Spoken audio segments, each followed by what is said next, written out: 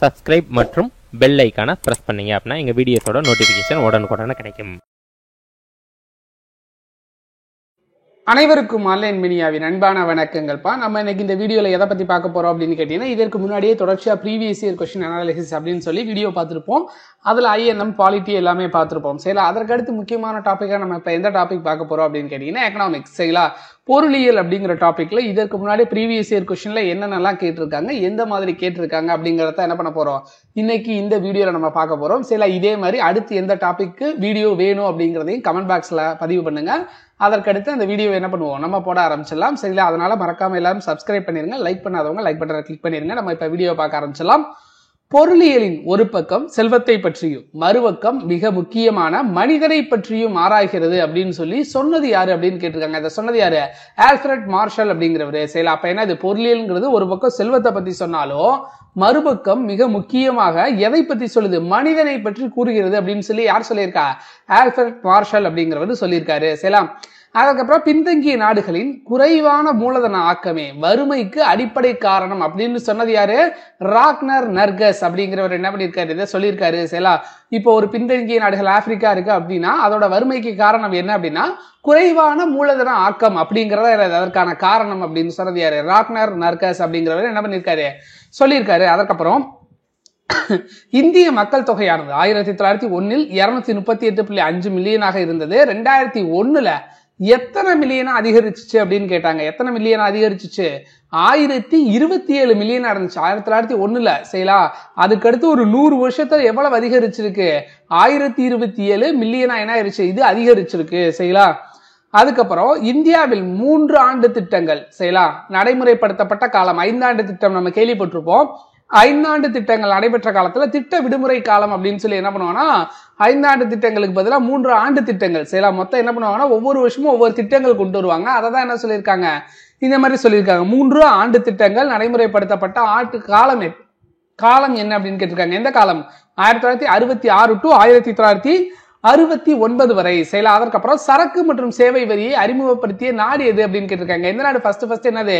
ஜிஎஸ்டியை கொண்டு வந்தாங்க. பிரான்ஸ் தான். சரிங்களா, பிரான்ஸ் தான் என்ன பண்ணிருக்காங்க? ஜிஎஸ்டியை ஃபர்ஸ்ட் கொண்டு வந்திருக்காங்க. அதுக்கப்புறம் இஸ்லாமிய ஒத்துழைப்பு அமைப்பு எந்த ஆண்டு நிறுவப்பட்டது அப்படின்னா 1969ஆம் ஆண்டு நிறுவப்பட்டது. அதுக்கப்புறம் கல்விங்கிறது என்னன்னு கேட்டிருக்காங்க. சரிங்களா, கல்விங்கிறது என்ன அப்படின்னு கேட்டீங்கன்னா நம்ம நுகரக்கூடியது மற்றும் அது வந்து என்ன, ஒரு இன்வெஸ்ட்மெண்ட், அதாவது என்ன, ஒரு முதலீடு அப்படின்னு சொல்லுவாங்க. சரிங்களா, அது மூலமா நமக்கு என்ன ஆகும்? பலன்கள் கிடைக்கும். அப்ப நம்ம படிக்கிறதுங்கிறதே என்ன, ஒரு முதலீடு தான். அப்ப நம்ம அதை நுகர்றோம். சரிங்களா, நுகர்தல்னா நம்ம அதை யூஸ் பண்ணிக்கி இருக்கோம். அது மட்டும் இல்லாம அது நமக்கு என்னது, ஒரு முதலீடாகவும் இருக்கு. அப்ப என்னது, ஏங்கிறது கரெக்டா இருக்கும். மறுசீரமைப்பு மற்றும் வளர்ச்சிக்கான பன்னாட்டு வங்கியின் கீழ் செயல்படும் அடிப்படை மாற்றத்தை சரி செய்ய உதவி திட்டம் தொடங்கப்பட்ட ஆண்டு, அதாவது சாஃப்னு சொல்லுவாங்க.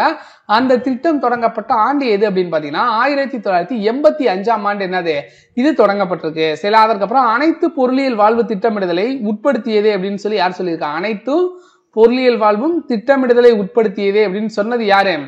நம்முடைய லயனல் ராபின்சன் அவர்கள். செய்யலாம், லயனல் ராபின்ஸ் அப்படிங்கிறவர் என்ன பண்ணியிருக்காரு? இந்த கூற்று சொல்லியிருக்காரு. அதுக்கப்புறம் ரிசர்வ் பேங்க் இருக்கு பாத்தீங்களா, அது எந்த வருஷம் தொடங்கினாங்க அப்படின்னு கேட்டிருக்காங்க. 1935 என்ன பண்ணாங்க? ரிசர்வ் பேங்க் தன்னுடைய பணிகளை என்ன பண்ணியிருக்காங்க? தொடங்கியிருக்காங்க. Reserve Bank of India. சரிங்களா, இந்தியாவோட தலைமை வங்கி அதுதான். சரிங்களா, வங்கிகளின் வங்கி அப்படின்னு சொல்லுவோம்ல, அதுதான். சரிங்களா, இந்திய நாட்டின் முதல் பொதுத்துறை நிறுவனமான இந்திய தொலைபேசி தொழில் லிமிடெட் ஒன்றாக்கப்பட்டது எந்த ஆண்டு அப்படின்னு கேட்டிருக்காங்க. எந்த வருஷம்? 1950 என்ன பண்ணிருக்காங்க? அதை கொண்டு வந்திருக்காங்க. அதற்கப்புறம் கீழே கொடுக்கப்பட்டுள்ள எது தவறானது அப்படின்னு கேட்டிருக்காங்க. சரிங்களா, ஃபர்ஸ்ட் என்னது? அங்காடி விலையில் மொத்த உள்நாட்டு உற்பத்தி அது எதற்கு எதற்கு சமமா இருக்கு? காரணி விலையில் மொத்த உள்நாட்டு உற்பத்தி மற்றும் நிகர மறைமுக வரிகளுக்கு என்ன இருக்கு? சமமா இருக்கு. அதற்கப்புறம் காரணி விலையில் நிகர நாட்டு உற்பத்திங்கிறது என்னது? அங்காடி விலையில் நிகர நாட்டு உற்பத்தி மைனஸ் நிகர மறைமுக வரிகளோட இருக்கு. அங்காடி விலையில் மொத்த நாட்டு உற்பத்திங்கிறது என்னது? அங்காடி விலையில் மொத்த உள்நாட்டு உற்பத்தி பிளஸ் வெளிநாட்டிலிருந்து வரும் காரணிகளோட நிகர வருமானம். இது எல்லாமே என்னது? சரியான கூற்றாதான் இருக்கு. அப்ப இது என்னது? எதுவுமே தவறு கிடையாது. சரிங்களா, மேல இருக்க எதுவுமே தவறு கிடையாது. வளரும் நாடுகளில் அதிக அளவு வறுமை ஏற்பட காரணம் என்னன்னு கேட்டிருக்காங்க. என்னது? வளங்கள் முன்னேற்றம் போதுமானதாக இல்லை. இப்போ வந்து வளரும் நாடுகள் என்ன பண்ணுவாங்க? ஏற்கனவே இருக்கக்கூடிய வளங்களை ரிசோர்சஸை யூஸ் பண்ணிடுவாங்க. நிலக்கரி தீர்ந்து போயிடும். சரிங்களா, அந்த மாதிரி ரிசோர்சஸ் ஏற்கனவே என்ன ஆயிரும், தீர்ந்த நிலையில இருக்கும். குறைந்த அளவு தலா வருமானம், ஏன்னா வேலை வாய்ப்பின்மை அங்க என்ன இருக்கும், அதிகமா இருக்கும். அதனால என்ன பண்ணுவாங்க, ஒவ்வொருத்தரும் சம்பாதிக்கிறது சின்ன சின்ன வேலைக்கு போய் ஏதாவது சம்பாதிப்பாங்க. அப்ப குறைந்த அளவு தலா வருமானம் என்ன இருக்கும், அங்கே இருக்கும். அதற்கப்புறம் அதிக மக்கள் தொகை அடர்த்தி செய்யலாம். ஏன்னா இப்ப ஒரு நாடு வளர்ற நாடா மாறுது அப்படின்னா என்னது, மக்கள் தொகை அதிகரிக்குது. அந்த நகரங்கள்ல என்ன பண்றாங்க, மக்கள் வந்து ஒன்று கூடுவாங்க. அந்த நகரத்தில் இருக்கக்கூடிய மக்கள் தொகையோட அடர்த்தி என்ன அதிகரிச்சுக்கிட்டே இருக்கும். இப்ப சென்னை அப்படின்னு பார்க்கும்போது மக்கள் தொகை அடர்த்தி தமிழ்நாட்டிலே அதிகமா இருக்கும். சரிங்களா, அப்ப அது என்னது, ஒரு வளரக்கூடிய நாட்கள்ல வறுமை ஏற்பட காரணம் என்னது, இது எல்லாமே தான். சரிங்களா, அப்ப என்னது, மேற்கண்ட அனைத்துமே என்னது, அதற்கான சரியான பதில் தான். அதற்கப்புறம் மாற்றியமைக்கப்பட்ட தேசிய விவசாய பாதுகாப்பு திட்டம் இந்தியாவில் அறிமுகப்படுத்தப்பட்ட காலம் எந்த காலம்னு கேட்டிருக்காங்க. 2010 டு என்னது 2011 கொண்டு வந்திருக்காங்க. ஜிஎஸ்டி கவுன்சிலின் தலைவராக செயல்படுறவர் யாருன்னு கேட்டிருக்காங்க, நிதியமைச்சர். சரிங்களா, ஜிஎஸ்டி கவுன்சிலோட தலைவராக செயல்படுறவங்க யாரு, நிதி மந்திரி. அதாவது இப்ப நம்ம நிதியமைச்சர் அப்படின்னு சொல்ல நிர்மலா சீதாராமன் இருக்காங்கல்ல, அவங்களதான். சரிங்களா, ஜிஎஸ்டி கவுன்சிலோட தலைவரா இருக்காங்க. அடுத்து 1982 வேளாண் மறுநிதி மற்றும் வளர்ச்சி கழகம் டேஸில் இணைக்கப்பட்டதுன்னு சொல்லியிருக்காங்க. எதோட இணைக்கப்படுது, நபார்டு வங்கி. சரிங்களா, இந்த தான் என்னது, விவசாயிகளுக்கு அதாவது வேளாண்கள் கடன்கள்னா மேக்சிமம் நபார்டுன்னு தான் நம்ம படிச்சிருப்போம். சரி, அப்ப வேளாண் மறுநிதி மற்றும் வளர்ச்சி கழகம் டேஸுடன் இணைக்கப்பட்டுச்சுன்னா எதோட இணைக்கப்பட்டிருக்காங்க, நபார்டு வங்கியோட இணைச்சிட்டாங்க. சரிங்களா, சிட்பி, அதாவது சிட்பி என்பது என்ன அப்படின்னு கேட்டிருக்காங்க. என்னது, ஸ்மால் இண்டஸ்ட்ரீஸ் டெவலப்மெண்ட் பேங்க். அதாவது என்ன சொல்லுவாங்க, இந்திய சிறுதொழில் வளர்ச்சி வங்கி அப்படின்னு சொல்லுவாங்க. சரிங்களா, இந்திய சிறுதொழில் வளர்ச்சி வங்கி. சிட்பி அப்படிங்கிறது என்னது, இந்திய சிறுதொழில் வளர்ச்சி வங்கி, Small Industries Development Bank of India அப்படின்னு சொல்றது. சரிங்களா, அதற்கப்புறம் பின் வருவனவற்றில் எவை ஒரு நல்ல வரிவீத அமைப்பின் இயல்புகளாக உள்ளதுன்னு கேட்டிருக்காங்க. என்னென்ன, வரிகள் பொருளாதார வளர்ச்சியை ஊக்குவிக்கக்கூடிய காரணி. சரிங்களா, அப்ப என்ன ஆகும், வரிகள் விதிக்கும் போது அது பொருளாதார வளர்ச்சியை ஊக்குவிக்கும் அப்படிங்கிறது நமக்கு தெரியும். சரிங்களா, வரிகள் பொருளாதார நிலைப்புத்தன்மையை உறுதி செய்வதாக உள்ளது. ரெண்டுமே என்னது, கரெக்ட் தான். அப்ப என்னது, 1 மற்றும் 2 என்னது, சரிதான். அதற்கப்புறம் வணிகவாதத்தின் கூற்றுப்படி டேஷ் மற்றும் டேஷ் துறைகள் இரண்டாவது முக்கியத்துவம் வாய்ந்ததாக கருதப்படுகிறதுன்னு சொல்லியிருக்காங்க. என்னென்ன முக்கியத்துவம் வாய்ந்தது, அதாவது ஃபர்ஸ்ட் சரிங்களா, டேஷ் துறைகள் இரண்டாவது முக்கியத்துவம் வாய்ந்தது அப்படின்னா ஃபர்ஸ்ட் என்னது, தொழில் மற்றும் உற்பத்தி. சரிங்களா, தொழில் மற்றும் உற்பத்தி துறைகள் இரண்டாவது முக்கியத்துவம் வாய்ந்தது. பணவீக்கத்தை கட்டுப்படுத்த மைய வங்கி ரொக்க இருப்பு விகிதத்தை என்ன பண்ணுவாங்க அப்படின்னு கேட்பாங்க, அதிகரிப்பாங்க. பணவீக்கத்தை கட்டுப்படுத்த மைய வங்கியானது ரொக்க இருப்பு விகிதத்தை என்ன பண்ணும், அதிகரிக்கும். பணவீக்கத்துக்கு செய்யலாம், பண வாட்டம் கிடையாது, பணவீக்கம். செய்யலாம், பணவீக்கத்தை கட்டுப்படுத்த மைய வங்கி ரொக்க இருப்பு விகிதத்தை என்ன ஆகும், அதிகரிக்கும். செய்யலாம். அதற்கப்புறம் கடன் அளவு கட்டுப்பாட்டு முறை அப்படிங்கிறது எதோட பொருந்தக்கூடியது அப்படின்னு கேட்டிருக்காங்க. அது என்னது, மறைமுக முறையோட பொருந்தக்கூடியது. கடன் தன்மை கட்டுப்பாட்டு முறைங்கிறது நேரடி முறையோட பொருத்தக்கூடியது. பணவீக்கத்தை கட்டுப்படுத்தணும் அப்படின்னா என்ன பண்ணணும் அப்படின்னு கேட்டீங்கன்னா, வங்கி வீதம் என்ன ஆகும், அதிகரிக்கப்படும். சரிங்களா, பண வாட்டத்தை கட்டுப்படுத்த என்ன ஆகும், வங்கி வீதம் குறைக்கப்படும். இதை தான் முன்னாடியே பார்த்துருந்தோம். பணவீக்கத்தை கட்டுப்படுத்த மைய வங்கி என்ன ஆகும், ரொக்க இருப்பு விகிதத்தை அதிகரிக்கும். சரிங்களா, இங்க இருக்கு பாருங்க, பணவீக்கத்தை கட்டுப்படுத்த வங்கி வீதம் அதிகரிக்கப்படும், பண வாட்டத்தை கட்டுப்படுத்த என்ன ஆகும், வங்கி வீதம் குறைக்கப்படுது. சரிங்களா, அடுத்து அடிப்படை பண்டங்கள். சில அடிப்படை பண்டங்கள்ங்கிறது என்னது அப்படின்னு கேட்டிருக்காங்க. அதாவது அடிப்படை பண்டங்கள், மூலதன பண்டங்கள், நுகர்வு பண்டங்கள், இடைநிலை பண்டங்கள் என்னென்ன அப்படின்னு கேட்டிருக்காங்க. சில அடிப்படை பண்டங்கள் என்னது, சிமெண்ட். ஒரு வீடு கட்டுறதுக்கு அடிப்படை தேவை என்னது, சிமெண்ட். அதெல்லாம் மூலதன பண்டங்கள் அப்படிங்கிறதுனால இயந்திரங்கள். சில அதற்கப்புறம் நுகர்வு பண்டங்கள் அப்படிங்கிறது என்னன்னு கேட்டிருக்காங்க. நம்ம யூஸ் பண்ணக்கூடியது மகிழுந்து. சில ஏன்னா பஸ்ல போறதெல்லாம் நம்ம நுகர்வு தான். சில இடைநிலை பண்டங்கள்ங்கிறது என்னது, பிளைவுட். சில வீடு கட்டுறதுக்கு அடிப்படையா தேவை என்னது, சிமெண்ட் தேவை. சில பிளைவுட்ங்கிறது என்னது, வீடு கட்டி முடிச்சதுக்கு அப்புறம் அதை அலங்கரிக்கிறதுக்காக நம்ம பயன்படுத்தக்கூடியது. அப்ப அது இடைநிலை பண்டங்களா இருக்கு. சரிங்களா, டிஎன்பிஎஸ்சி எக்ஸாம் ப்ரிப்பேர் பண்ற மாணவர்களுக்காக பொதுத்தமிழ் புத்தகம் ஒன்று வெளியிட்டிருக்கோம். இது புதிய பாடத்திட்டத்தோட அடிப்படையில் study material plus question bank ரெண்டு சேர்ந்து உருவாக்கி இருக்கும். இந்த புத்தகத்தோட விலை வந்து 900 ரூபாய். டிஸ்கிரிப்ஷன்ல இருக்க லிங்க்குகளை கூகுள் பே நம்பருக்கு உங்களோட பேமெண்ட்டை சென்ட் பண்ணிட்டு அதற்கான ப்ரூஃப், அதுக்கப்புறம் உங்களோட அட்ரஸை வாட்ஸ்அப் நம்பர்ல சென்ட் பண்ணுங்க. உங்களுக்கு புக்கை கொரியர்ல நாங்கள் சென்ட் பண்ணிடுவோம். அடுத்து, அனைத்து பாடப்பிரிவிலும் ஒரு கண்டுபிடிப்பு உண்டு. எந்திரவியலில் சக்கரமும், அறிவியலில் தீயும், அரசியலில் வாக்குச்சீட்டும் இருப்பது போல பொருளியலில் மனித சமுதாய வாழ்வியல் வாணிகத்தில் பணம் ஒரு முக்கிய கண்டுபிடிப்பாகும். மற்றவைகள் அனைத்தும் அதை சார்ந்தே உள்ளது என கூறியவர் யாருன்னு கேட்டிருக்காங்க. யாரு, கிரௌத்தர். சரிங்களா, இப்ப மனிதனுக்கு என்ன சொல்றோம், ஃபர்ஸ்ட் ஒரு முக்கிய கண்டுபிடிப்பு என்னது, சக்கரம் அப்படின்னு சொல்றோம். அறிவியல்னு போகும்போது தீ என்னது முக்கிய கண்டுபிடிப்புன்னு சொல்றோம். அதே மாதிரி அரசியல்ல வாக்குச்சீட்டு முக்கியமா இருக்கு. அது மாதிரி பாலிடிக்ஸுக்கு என்ன அப்படின்னு பாத்தீங்கன்னா பணம் அப்படின்னு சொல்லி யார் சொல்லியிருக்கா, கிரௌத்தர் அவர்கள் சொல்லியிருக்காரு. பொருளியல்ல பணம் தான் என்னது முக்கியமானது அப்படின்னு சொல்லியிருக்காரு. எந்த வருடம் இந்திய மருத்துவ ஆய்வு கவுன்சிலின் உணவு சிறப்பு குழு ஓர் ஆய்வு மாதிரியை ஆணுக்கும் பெண்ணிற்கும் தேவைப்படும் கலோரி அளவினை கணக்கிட்டு தந்திருக்குன்னு கேட்டிருக்காங்க. எந்த வருஷம், 1968 என்னது ஒரு ஆணுக்கு இத்தனை கலோரி ஒரு நாளைக்கு தேவைப்படும், ஒரு பெண்ணுக்கு இத்தனை கலோரி ஒரு நாளைக்கு தேவைப்படுது அப்படிங்கிறத சொல்லியிருக்காங்க. சரிங்களா? அதற்கப்புறம் தவறான கூற்றை கண்டுபிடிக்க சொல்லியிருக்காங்க. பாலின வளர்ச்சி குறியீட்டை GDIன்னு சொல்லுவாங்க, மனித மேம்பாட்டு குறியீட்டை HD ஹியூமன் டெவலப்மெண்ட் இண்டெக்ஸ்ன்னு சொல்லுவாங்களா, அதான் சில கொண்டு ஆண் பெண்களுக்கு இடையே உள்ள ஏற்றத்தாழ்வுகளின் அளவீடுகள். சில இதுல தவறானது எதுன்னு கேட்டிருக்காங்க. இந்த இதை வச்சு எது என்னது தவறானது பொருந்தக்கூடியது நம்ம பார்க்கணும். ஃபர்ஸ்ட் என்னது, சமுதாயத்தில் பெண்களோட அந்தஸ்து இந்த பாலின வளர்ச்சி குறியீட்டுல தெரியாது, மனித மேம்பாட்டு குறியீட்டுல என்னது அவங்களுடைய அந்தஸ்து பத்தி தெரியாது.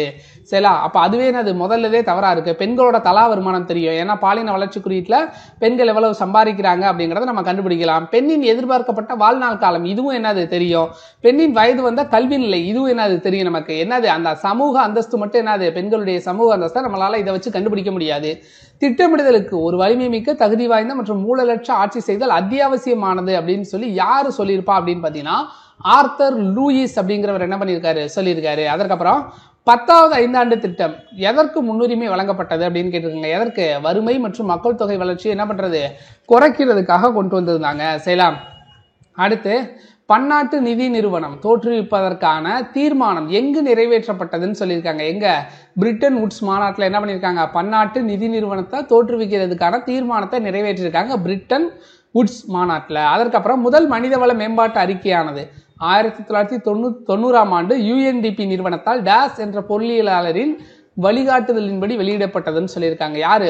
மஹபூப் உல் ஹக் அவர்களுடைய என்னது வழிகாட்டுதலின்படி இந்த UNDP அப்படிங்கிறது என்னது வெளியிடப்பட்டுச்சு, முதல் மனிதவள மேம்பாட்டு அறிக்கை. சரி, அதற்கப்புறம் யூனிசெஃபோட தலைமையகம் என்ன அப்படின்னு கேட்டிருக்காங்க. எங்க இருக்குன்னு கேட்டிருக்காங்க. அது எங்க? நியூயார்க்ல இருக்கு யூனிசெஃபோட தலைமையகம். அதற்கப்புறம் இந்தியாவின் மக்கள் தொகை அடர்த்திக்கான முக்கிய காரணம் என்னன்னு கேட்டிருக்காங்க. சில அடர்த்தி அதிகமா இருக்கிறதுக்கான காரணம் என்னன்னு கேட்டிருக்காங்கப்பா. அரசின் நலத்திட்டங்கள் பிறப்பு விகித அதிகரிப்பிற்கு சாதகமா இருக்குன்னு சொல்லியிருக்காங்க. சரிங்களா? அது ஓகே. அடுத்து மக்களின் அதிகரிக்கின்ற வாழ்க்கை தரம், வருமானம், வாங்கும் சக்தி பிறப்பு விகிதத்தை என்ன பண்ணுது அதிகரிக்குதுன்னு சொல்லியிருக்காங்க. சரிங்களா? அதிகரிக்கின்ற பிறப்பு விகிதத்துடன் குறைகின்ற இறப்பு விகிதம் முக்கிய காரணம் அதுதான்ப்பா. ஏன்னா இப்போ என்ன பிறப்பு விகிதம் அதிகரிச்சு இறப்பு விகிதம் குறைவா இருந்துச்சு அப்படின்னா மக்கள் தொகை என்ன ஆகும் அதிகரிச்சுக்கிட்டே வரும். சரிங்களா? இப்போ ஒரு ஊர்ல 100 பேர் இருக்காங்க அப்படின்னா பிறக்கிற குழந்தை 50 குழந்தை பிறக்குது, ஆனா இறக்குறவங்க 2 பேர் தான் சாகுறாங்க.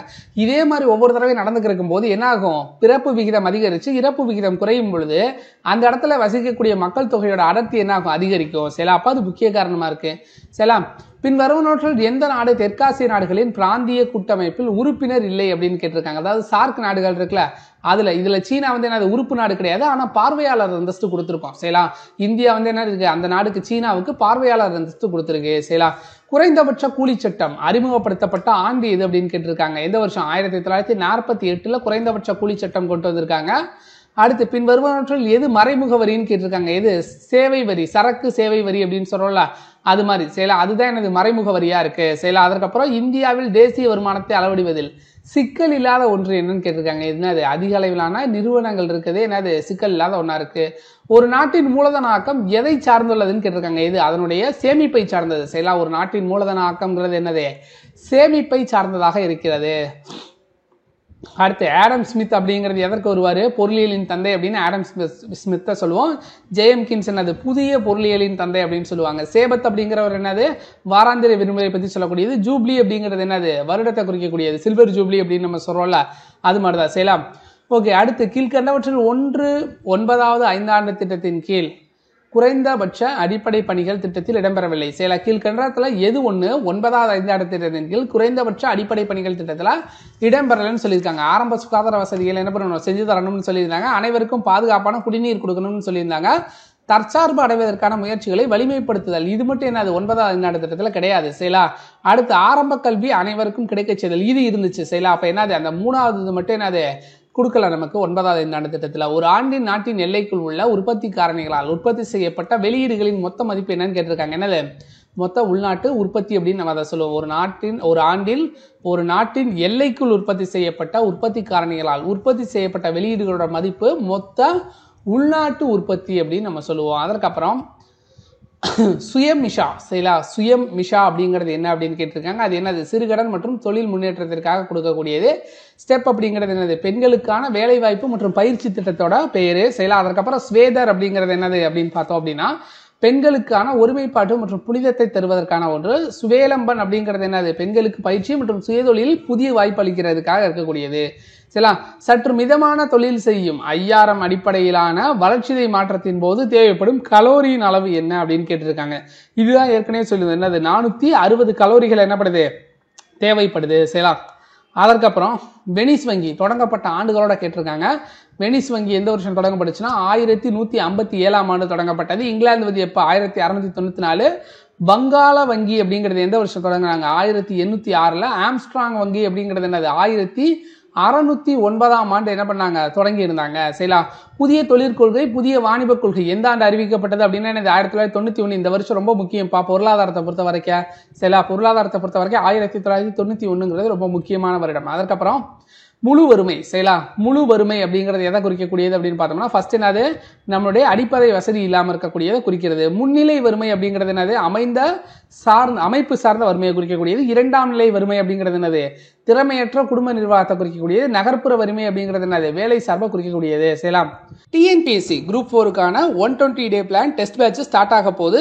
இதுல classes plus test batch plus வெப்சைட்டுக்கான ஆக்சஸ் எல்லாமே இருக்கும். இந்த பேட்ச் பத்தின ஃபுல் டீடைல் நீங்க தெரிஞ்சுக்கணும் அப்படின்னா இதோட ஃபுல் டீடைலான வீடியோ டிஸ்கிரிப்ஷன்ல கொடுத்துருக்கோம். செக் பண்ணணும்னு நினைக்கிறவங்க செக் பண்ணி பாத்துங்க. அதற்கப்புறம் கீழ்கண்டவற்றுள் சரியான விடை எதற்கு கேட்டிருக்காங்க அப்படின்னு கேட்டீங்கன்னா ஒவ்வொருத்துக்கும் என்னது? உற்பத்தி அதாவது என்னது அப்படின்னு கேட்டீங்கன்னா நம்ம வெள்ளி புரட்சி, பழுப்பு புரட்சி, பசுமை புரட்சி அப்படின்னு சொல்றோம்ல, அந்த மாதிரி புரட்சிகள் ஒவ்வொன்றும் எதுக்கு வருது அப்படிங்கறது என்ன பண்ணிருக்காங்க நமக்கு கொடுத்துருக்காங்க. ஒவ்வொரு புரட்சி இப்ப பார்த்தோம் அப்படின்னா முட்டை புரட்சி. சரி, அதாவது முட்டை எந்த புரட்சியோடு தொடர்புடையதுன்னு கேட்டிருக்காங்க. முட்டை என்னது? வெள்ளி புரட்சியோடு தொடர்புடையது. இதே மாதிரி பருத்தி அப்படின்னு பார்த்தோம்னா வெள்ளி இலை புரட்சி அப்படின்னு சொல்லுவாங்க. உரம் அப்படிங்கிறப்ப என்னது? சாம்பல். ஏன்னா சாம்பலை நம்ம என்ன பண்ணுவோம்? உரமா பயன்படுத்துவோமா? அப்ப சாம்பல் புரட்சி உரம். தேன் அப்படிங்கிறது என்னது? பொன் புரட்சியோடு வரக்கூடியது. தோல்ங்கிறது என்னது? பழுப்பு புரட்சி. இது போக வேற புரட்சிகள் இருக்கா அப்படின்னு கேட்டீங்கன்னா இருக்கு. மஞ்சள் புரட்சி அப்படின்னு சொல்லி என்ன சொல்லுவாங்க? எண்ணெய் வித்துக்களை சொல்லுவாங்க. கருப்பு புரட்சி அப்படின்னு சொல்லி என்ன பண்ணுவாங்க?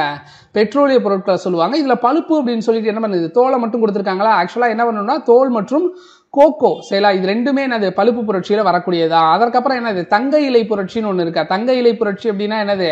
சணல் உற்பத்தி. சரிங்களா? பொன் அப்படின்னு சொல்லும்போது இங்க தேனை மட்டும் கொடுத்துருக்காங்கல்ல. ஆக்சுவலா அதுல பழங்கள், தேனு, தோட்டக்கலை மேம்பாடு இது எல்லாமே என்ன ஆகும்? இதுக்குள்ள வரும். அதாவது தங்க புரட்சி தான் அதுக்கு பேரு. அதை தான் பொன் அப்படின்னு கொடுத்துருக்காங்க.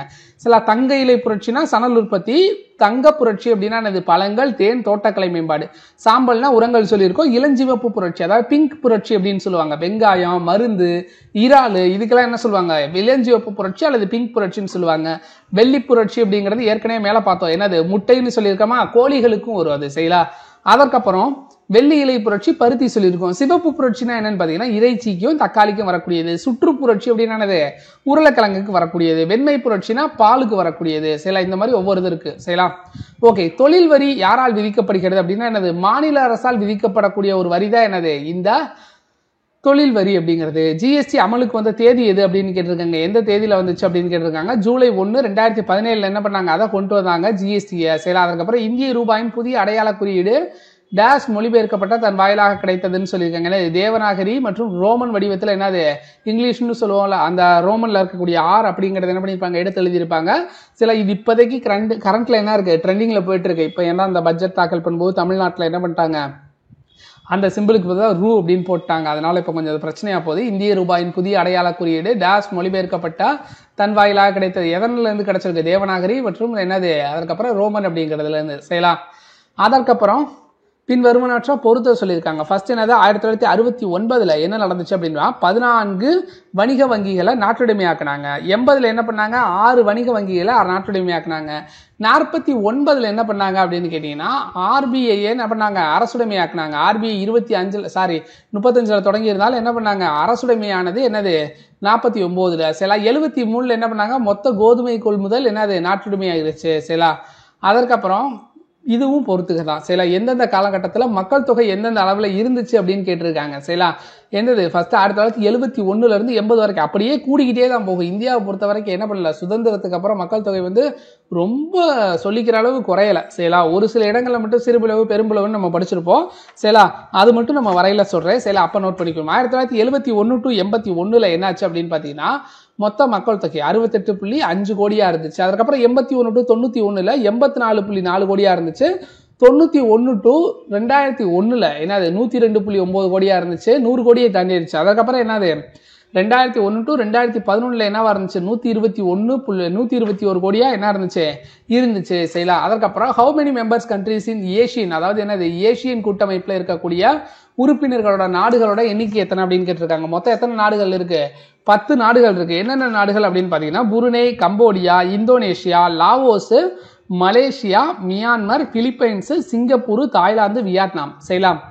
இந்த நாடுகள் தான் என்னது இந்த ஏசியன் கூட்டமைப்புல இருக்கக்கூடிய நாடுகள். என்னென்ன Brunei, Cambodia, Indonesia, Laos, Malaysia, Myanmar, Philippines, Singapore, Thailand, Vietnam சரிங்களா. இதுதான் என்னது அந்த உறுப்பினர் நாடுகள் சரிங்களா. அதற்கப்புறம் ஊரக நிலமற்றோர் வேலை வாய்ப்பு உறுதி திட்டம் தொடங்கப்பட்ட ஆண்டு எது அப்படின்னு கேட்டிருக்காங்க. எந்த வருஷம்? 1983 என்ன பண்ணிருக்காங்க தொடங்கியிருக்காங்க சரிங்களா. அதாவது ஊரக பகுதிகளில் நிலமற்றோருக்கான வேலை வாய்ப்பு உறுதி திட்டம் 83 தொடங்கியிருக்காங்க. இந்தியா தசம நாணய முறைக்கு மாறிய காலகட்டம் எது அப்படின்னு கேட்டிருக்காங்க. எந்த வருஷம்? ஏப்ரல் 1957 மாறினாங்க சரிங்களா. தசம நாணய முறை அப்படின்னா என்ன அப்படின்னு கேட்டீங்கன்னா நாணய அமைப்புல நாணய அலகுகளை 10 மடங்கா என்ன பண்றது மாற்றி அமைக்கக்கூடியது. எக்ஸாம்பிளுக்கு தான் என்ன சொல்லுவாங்கன்னா இந்த 10, 100, 1000 இதெல்லாம் இருக்குல்ல அதுதான் சரிங்களா. நாணய அமைப்புல நாணய அலகுகளை என்ன பண்றாங்க 10 மடங்கா அதிகரிக்கிறாங்க. இது எதுக்கு பயன்படக்கூடியது அப்படின்னு பாத்தீங்கன்னா கணக்குகளை எளிதா கையாளுறதுக்கு, பொருட்களை வாங்குறத வைக்கிறத எளிமையாக்குறதுக்காக என்ன பண்றாங்க இந்த தசம நாணய முறையை பின்பற்றுவாங்க சரிங்களா. ஓகே, இந்தியாவில் தேசிய வருமானம் எத்தனை முறைகள் வாயிலாக கணக்கிடப்படுகிறதுன்னு சொல்லியிருக்காங்க. எத்தனை முறைகள் வாயிலாக? 3 முறைகள் வாயிலாக என்ன பண்றாங்க அதை கணக்கிடுறாங்க சரிங்களா. 3 முறைகள் வாயிலாக இந்தியாவில் தேசிய வருமானம் கணக்கிடப்படுகிறது. அதுல ஒண்ணுதான் என்னது இந்த வேல்யூ ஆடட் மெத்தட், அதாவது மதிப்பு கூட்டப்பட்ட முறை அல்லது உற்பத்தி முறைன்னு சொல்லுவாங்க சரிங்களா. இன்னொரு முறை இதுல சரிங்களா வேல்யூ ஆடட், மதிப்பு கூட்ட முறை, உற்பத்தி முறை அப்படின்னு சொல்லிட்டு இதே மாதிரி சொல்லுவாங்க. அதுக்கப்புறம் எக்ஸ்பெண்டிச்சர் மெத்தட் அப்படின்னு சொல்லுவாங்க, செலவு முறை அப்படின்னு சொல்லி ஒன்று இருக்கும். இன்கம் மெத்தட், வருமான முறை அப்படின்னு சொல்லி மொத்தம் 3 இருக்கு சரிங்களா. அதற்கப்புறம் இந்திய ரிசர்வ் வங்கியின் முதல் கவர்னர் யாரு அப்படின்னு கேட்டிருக்காங்க. யாரு? சார் ஆஸ்போர்ன் ஸ்மித் அப்படிங்கிறவர் என்னது இந்தியாவோட ரிசர்வ் வங்கியோட முதல் கவர்னரா இருந்தவர். சில ஐ டூ வாட் ஐ டூ என்ற புத்தகத்தை எழுதியவர் யாருன்னு கேட்டிருக்காங்க. யாரு? ரகுராம் ராஜன். இந்திய ரிசர்வ் வங்கியோட 23வது ஆளுநராக இருந்தவர் தான் யாரு அப்படின்னு பாத்தீங்கன்னா இந்த ரகுராம் ராஜன் அப்படிங்கிறவர். சில ஐ டூ வாட் ஐ டூ அப்படிங்கிற புத்தகத்தை எழுதினது யாரு? இவர் தான் செய்யலாம். அதற்கப்புறம் முதல் தொழிற்கொள்கை தீர்மானம் நிறைவேற்றப்பட்ட ஆண்டு எதுன்னு கேட்டிருக்காங்க. எந்த வருஷம்? 1948 என்ன பண்ணிருக்காங்க இதை கொண்டு வந்திருக்காங்க. தேசிய மேம்பாட்டு கழகம் நிறுவப்பட்ட ஆண்டு எதுன்னு கேட்டிருக்காங்க. எந்த வருஷம்? 1952 என்ன பண்ணிருக்காங்க நிறுவிருக்காங்க. பின்வருவனவற்றுள் எது நிதி கொள்கையின் கீழ் வரும்னு கேட்டிருக்காங்க. என்னது? அரசோட செலவுகள். பின்வருவனவற்றுள் எது நிதி கொள்கையின் கீழே வருதுன்னா என்னது? அரசனுடைய செலவுகள் அதற்கு கீழே வருது சில. அதற்கப்புறம் இறக்குமதியின் மதிப்பை காட்டிலும் ஏற்றுமதியின் மதிப்பு கூடுதலாக இருக்கும் பொழுது உள்ள வணிக நிலை என்னன்னு கேட்டிருக்காங்க. என்னது? சாதகமான வணிகம் தான் என்னது நடக்குது சில. இறக்குமதியோட மதிப்பை காட்டிலும் ஏற்றுமதியோட மதிப்பு கூட இருந்துச்சுன்னா நமக்கு என்னது அது சாதகம் தான் செய்யலாம். ஏன்னா நம்ம கம்மியா இறக்குமதி பண்ணிட்டு எக்ஸ்போர்ட் நமக்கு தேவைக்கு அதிகமா இருக்கதான் எக்ஸ்போர்ட் பண்றோம் செய்யலாம். அப்ப சாதகமான வானிலை செய்யலாம். இந்தியாவில் பசுமை புரட்சியை அறிமுகம் செய்தவர்கள் யாருன்னு கேட்டிருக்காங்க. யாரு? MS சுவாமிநாதன் மற்றும் C சுப்பிரமணியம் அவர்களால தான் என்ன பண்ணியிருக்காங்க இந்த பசுமை புரட்சி அறிமுகப்படுத்தப்பட்டிருக்கு சரிங்களா. இந்தியாவில் 3வது ஐந்தாண்டு திட்டத்துல இந்த பசுமை புரட்சி அறிமுகப்படுத்தப்பட்டுச்சு 3வது ஐந்தாண்டு திட்டத்துல செய்யலாம். ஓகே, அடுத்து 2011ஆம் ஆண்டில் மக்கள் தொகை கணக்கெடுப்பின்படி இந்திய மக்கள் தொகையோட அளவு என்னன்னு கேட்டிருக்காங்க. ஏற்கனவே நம்ம பார்த்துட்டோம் இதை சரிங்களா. ஃபர்ஸ்ட் என்ன சொன்னாங்க அப்படின்னு கேட்டீங்கன்னா 1210 மில்லியனா இது கூடுச்சு அப்படின்னு சொல்லியிருந்தோம். 2001 to 2011 அப்படின்னு பார்க்கும்போது என்ன ஆயிடுச்சு அது கூடிருச்சு அப்படின்னு சொல்லி நம்ம பார்த்திருந்தோம் சரிங்களா. அடுத்து பின்வருவற்றுள் தவறான கூற்றை காண்க அப்படின்னு சொல்லியிருக்காங்க. மிகை மக்கள் தொகையின் காரணமாக கிடைக்கக்கூடிய தலா நீரின் அளவு கூடும்னு சொல்லியிருக்காங்க. தப்பு. அது என்ன பண்ணும்? குறையும் எப்பவுமே சில. அதிக மக்கள் தொகை இருந்துச்சுன்னா ஒரு நபருக்கு கிடைக்கக்கூடிய தண்ணீரின் அளவு என்ன ஆகும்? குறைய ஆரம்பிக்குமே தவிர கூடாது சரிங்களா. மக்கள் தொகை பெருக்கத்தின் காரணமாக கிடைக்கக்கூடிய தலை வீத தண்ணீர் அளவு என்ன ஆகும்? குறையும். இது கரெக்ட். நீர்நிலைகளில் தரக்குறைவிற்கு நகரமயமாதல் தொழில்மயமாதல் காரணம். கரெக்ட். ஏன்னா நீர்நிலைகள் என்ன ஆகும்? அதிக அளவு கழிவுகள் சேர ஆரம்பிக்கும், அதோட மாசுபட ஆரம்பிக்கும். அப்ப என்ன அதுவும் கரெக்ட் சரிங்களா. நீர்நிலைகள் தரக்குறைபாட்டிற்கு நகர்மயமாதலும் தொழில்மயமாதலும் காரணம் அல்ல அப்படின்னு கொடுத்திருக்காங்க. ஏற்கனவே மேலே என்னது காரணம்னு சொல்லிட்டாங்க. அப்ப அது என்னது என்ன ஒன்னுனாலும் தப்பா இருக்கு சரிங்களா.